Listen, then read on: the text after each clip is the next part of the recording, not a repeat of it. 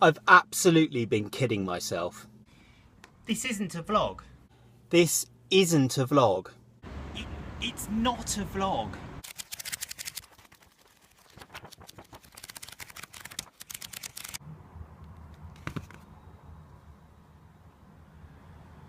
I know. Most of you already know this. You see, I had an idea that somehow I'd make it a vlog. By doing all of these different locations. That it would somehow give you some kind of window into what I'm doing. I just got very focused on the term vlog. I mean, I'm still not really sure what this is. It's still going to be regular, and hey, it's still going to be centered around what I'm reading and what I have read. So with that out of the way, should we get into it? This week's book is How to Write, Think and Speak Correctly. I think that's the right order, isn't it? How to write, think and speak correctly. which, as you can see, does not feature an Oxford comma. I guess you can't have it all. Who's it by? It's by Cyril Edwin Mitchinson Joad. C-E-M Joad. Which is a name I need to say carefully. Joad was a public intellectual who was a bit of a celebrity in his day. He wrote quite a lot about quite a lot of different things. Check out his Wikipedia page. Apparently his public popularity waned a little bit when he got caught dodging a train fare, which, to be fair, I don't really, fair play. To be clear, I am not endorsing the act of like jumping a train fare, of not paying for your train fare. I'm making a statement so that train fares are really expensive, and maybe who cares about what money they're making. This has become so convoluted. I apologise. Just don't dodge train fares or something. He even boasted about it in print, in the papers, or on some writing that he'd done. To be honest, Or TBH, because clearly I'm down with the kids. To be clear, I'm not down with the kids. I could easily do a whole video on just this one bloke. maybe another time. This particular book was published in 1939. I'm afraid I have no details on how long for, how many reprints, all of the details. I have none details. I'm inclined to believe that the copy that I have is from that time. And let's be clear, it is of its time. That's a banal platitude that I really dislike. It's often used as a catch-all term for bad or discriminatory behaviour.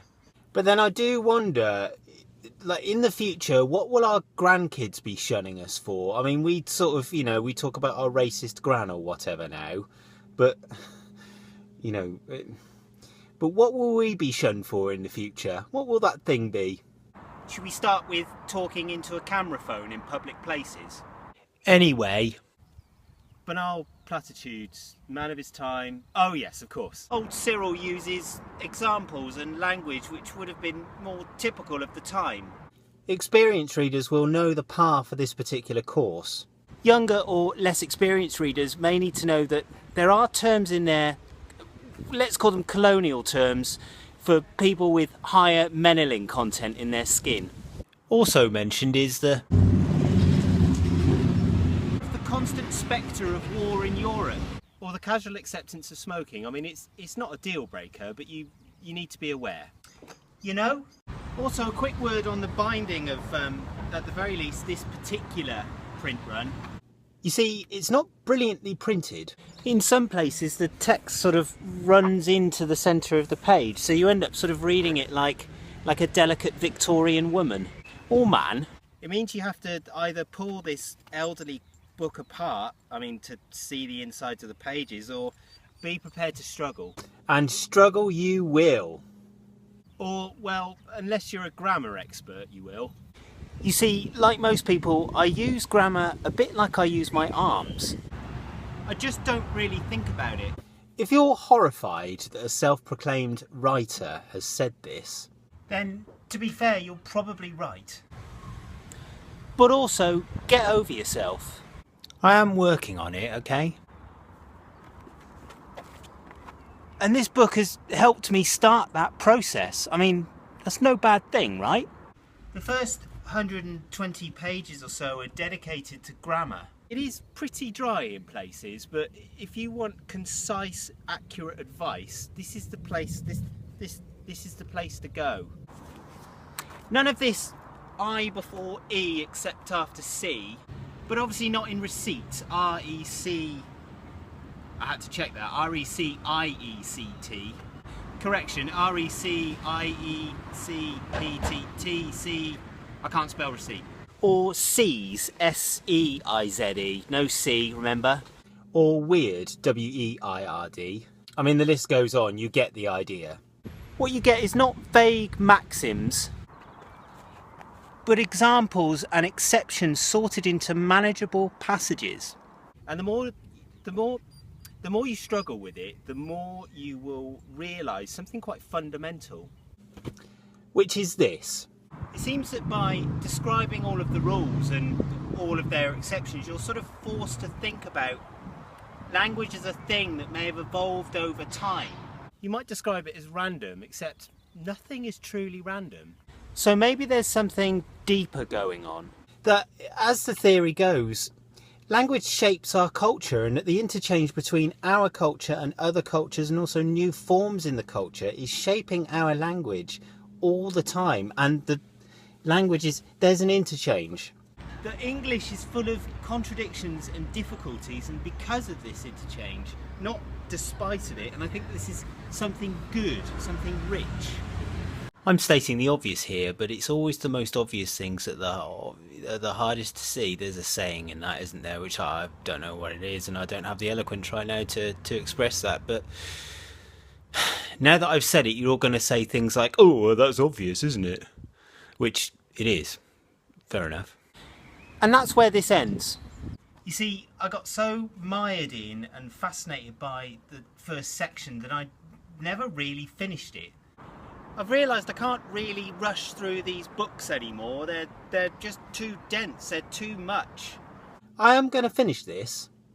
So I'm just going to finish it in shorter sessions. That means, in short, that this is a toilet book. Which is no bad thing. Find a copy if you can.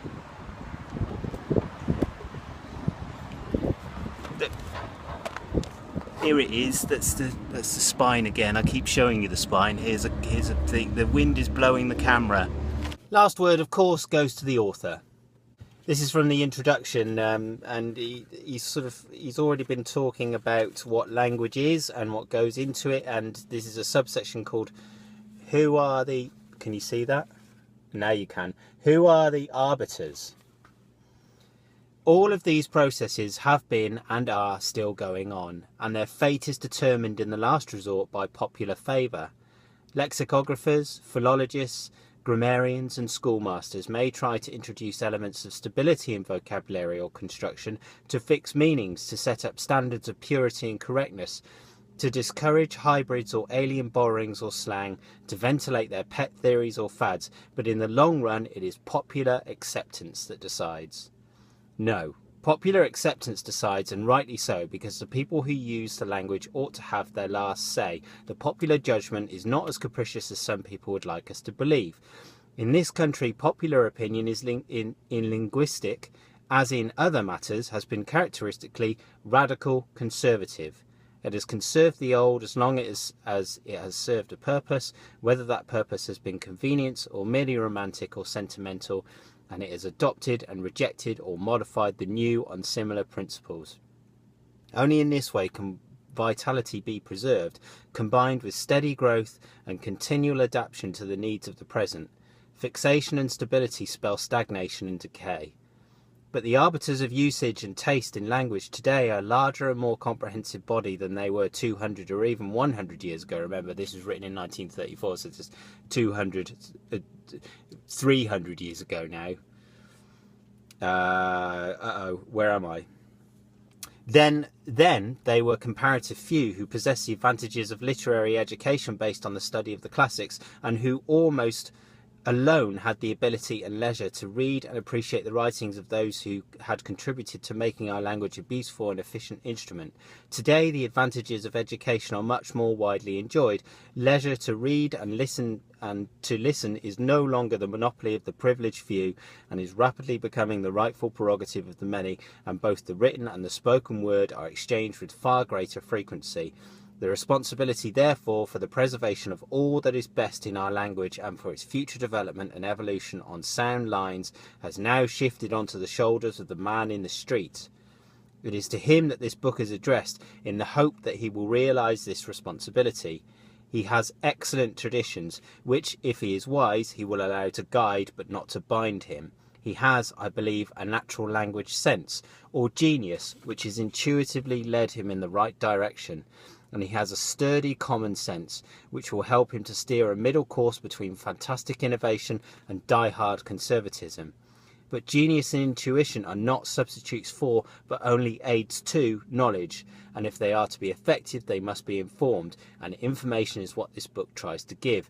Information, and the writer trusts enlightenment on the constitution and structure of our written and spoken language as it exists today.